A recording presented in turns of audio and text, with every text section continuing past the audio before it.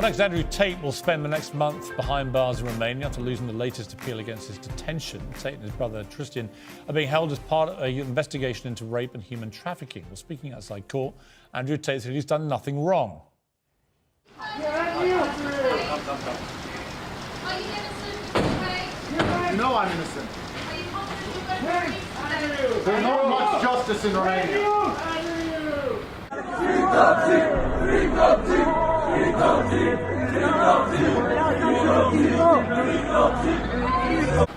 Well, the pack is still with me. Plus, joining me now is the lawyer for the Tate brothers, Tina Glandian, who is in Romania. Well, welcome to you, Ms. Glandian. I really appreciate you joining me. Where are we with this case? It seems that every now and again this pops up back on television with them being remanded for further time. How long can that process continue before a charging decision is made? Under Romanian law, they have up to 180 days, which is in 30-day increments. So every time there's a 30-day detention order, they're allowed to renew their request and have it extended for an additional 30 days, but not to exceed 180 days. OK, you've taken on this case. Andrew Tate has been repeatedly bellowing his innocence as he's been led in and out of these court hearings and so on. Do you believe them? Do you believe that he and his brother are innocent? At this point, Piers, they've had this investigation going since April. We're now February, and there are not even charges filed against them. So this is a huge injustice the way we see it. They should not be detained at this point. We think it's now crossed over to the point where it's violating international human rights law, because the deprivation of your liberty pre-trial is the most severe form of punishment a state can impose. And that's what they've done in this case.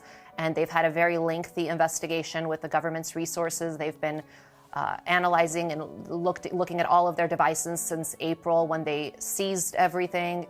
And here we are, February, and charges aren't filed. So I think there's absolutely no evidence that's been presented. And that's our position.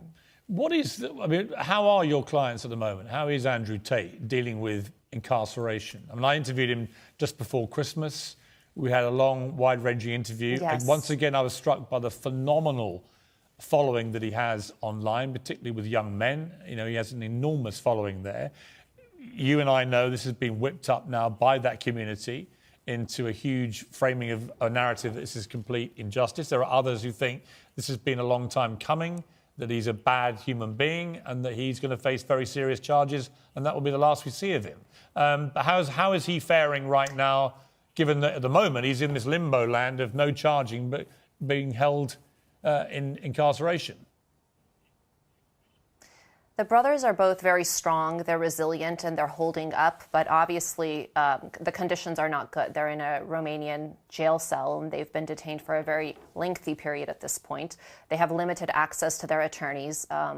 It's not a good condition for them. You've obviously represented a lot of people. And as far as... Sorry, please finish. I was going to say, to your second point, they're controversial public figures, but that's not a crime. And at this point, we have not been provided any proof that they've committed any crimes, nor have they even been charged. So I would ask that people presume them innocent as they are. Do they feel that they are being tried in the court of public opinion?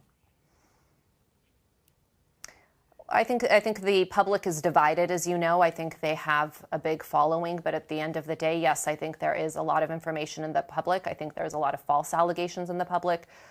I think some evidence has now been put forth. Again, I don't want to comment too much on the facts of the case since there is an ongoing criminal investigation. However, I think there has been evidence put out, videos and other statements for the public to see what the supposed state of the evidence actually is. It's been interesting to watch Andrew Tate's Twitter feed in particular, that he's continued to tweet. Is he doing that himself? Has he got people doing that for him? And how do you feel from a legal point of view? Is it a wise tactic to continue to do that on social media when you're being held in custody by the Romanian authorities? Well, again, he doesn't have access, so he's not doing anything directly. And what's being put out is on his accounts, and I'm not going to speak as to, the source of the posts and what's being put out. But I think, again, as of now, he's not charged with anything. And he's free to comment publicly if he wishes to. Yeah, they've obviously, we know that they seized nearly £3.5 million in cash, 11 luxury sports cars, guns and other weapons. Are any of the things that have been seized from the property, are they in themselves acts of law breaking, just the possession of any of these things? To my knowledge, they're not. I think if they were, they would have been charged with crimes. Again, they had the initial search in April, and it's February. It's been 10 months, and no charges have been filed whatsoever. We have an ongoing criminal investigation for which this is a preventative detention, which is why they're in custody. Again, this is the most severe form of punishment. I don't think it's justified under these circumstances where the prosecution hasn't set forth enough evidence to charge them, and yet they are detained. And it's being prolonged. But you do accept, of course, that if the women who've come forward here as part of the investigation, if they're telling the truth, these are very serious allegations against your clients, which could lead to charging, and if they're led to charging, could lead potentially to long prison sentences if found guilty.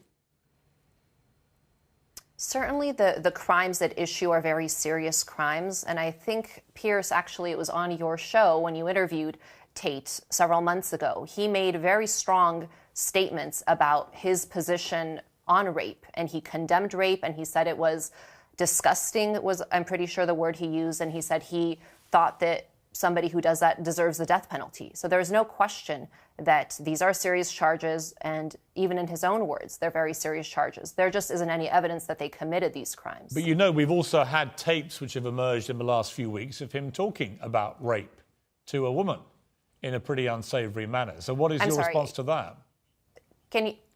I'm sorry, I didn't catch that. You said what surfaced? There have been various tapes have surfaced in part of media investigations in the last few weeks, including Andrew Tate talking about rape to a woman in a pretty unsavory manner. So what would your reaction be to that?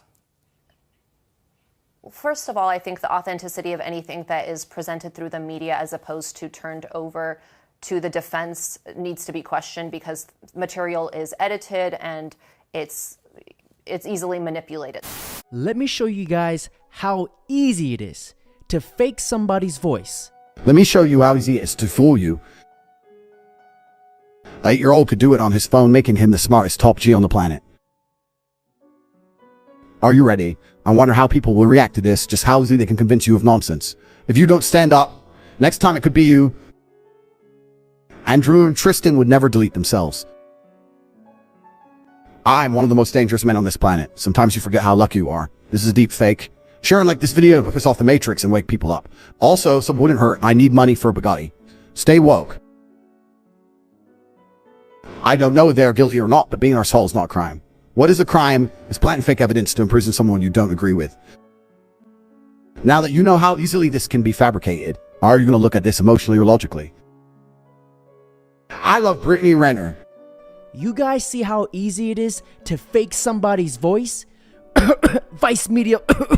So first, I would say that. Secondly, I don't think certain text messages, I'm not here to judge or to talk to people's desires or fetishes, but certainly somebody could easily set someone up by saying they have certain fantasies, they want certain things done to them or said to them. And so there's a lot that goes into. You can't take a text message out of context. You first have to know, first of all, the entire context of it and what the background is. There needs to be explanation. So I think you have to keep all of that in mind when you're seeing something in the media. We do, and we have to keep in mind also the judge's reasoning for all this. They explained on the 20th of January that they viewed the particular dangerousness of the defendants and their capacity to identify victims with increased vulnerability in search of better life opportunities. So all of this has to be taken into account. But it goes on, and as you rightly say, at the moment, there have been no charges against your clients.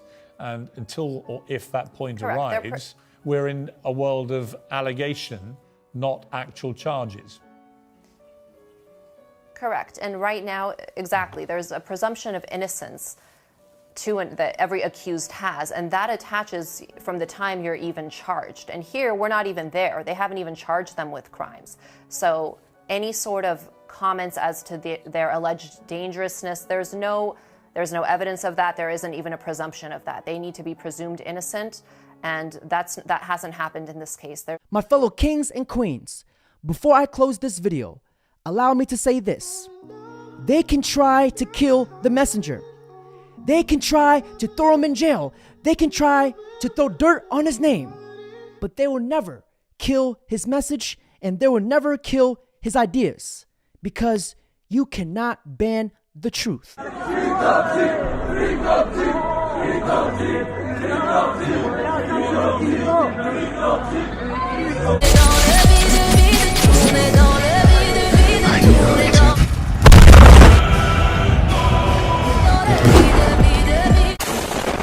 You think bruises are allies.